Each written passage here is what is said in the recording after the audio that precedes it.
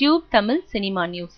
டைரக்டர்களுக்கு கை கொடுக்கும் சிம்பு. குழந்தை நட்சத்திரமாக சினிமாவில் அறிமுகமானவர் சிம்பு. அதனால் சினிமாவை பற்றிய நிறைய விஷயங்களை தெரிந்து வைத்திருக்கிறார்.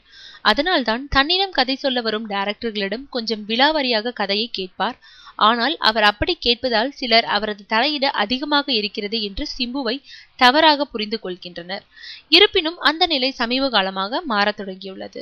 குறிப்பாக தன் மீதுள்ள இந்த தவறான கருத்தை மாற்றும் முயற்சியாக சமீப காலமாக கதை கேட்பதோடு நிறுத்திக் கொள்கிறார் சிம்பு. அதே சமயம் மற்ற ஹீரோக்களால் கைவிடப்படும் டைரக்டர்களுக்கும் கை கொடுத்து அவர்களை காப்பாற்றுகிறார். அந்த வகையில் விஜய் சூர்யாவால் கைவிடப்பட்ட கௌதம் மேனன் அடுத்து என்ன செய்வது என்று புரியாமல் தடுமாறி நின்ற போது சிம்புதான் நான் இருக்கிறேன், உடனே படத்தை ஆரம்பியுங்கள் என்று பெரிய மனதை திறந்து காட்டினார். அதோடு தான் நடித்து வந்த வாலு, வேட்டை மன்னன், பாண்டிராஜ் இயக்கும் படம் என 3 படங்களை தள்ளி வைத்துவிட்டு கௌதம் படத்தில் இறங்கினார். இந்த நிலையில் இன்னொரு முன்னணி இயக்குனருக்கும் கை கொடுத்திருக்கிறார் சிம்பு. அவர் வேறு யாரும் இல்லை, 2ஆம் உலகம் படத்தை இயக்கிய செல்வராகவன். ஆர்யா, அனுஷ்கா என மெகா கூட்டணியை வைத்து பிரம்மாண்ட பட்ஜெட்டில் அப்படத்தை இயக்கினார். ஆனால் படம் படுத்து விட்டதால் அடுத்து அவரது தம்பி தனுஷ் கூட அவருக்கு கால்ஷீட் தர முன்வரவில்லை. ஆனால் இது பற்றி சிம்புவிடம் சொன்னபோது உடனே ஒத்துக்கொண்டாராம்.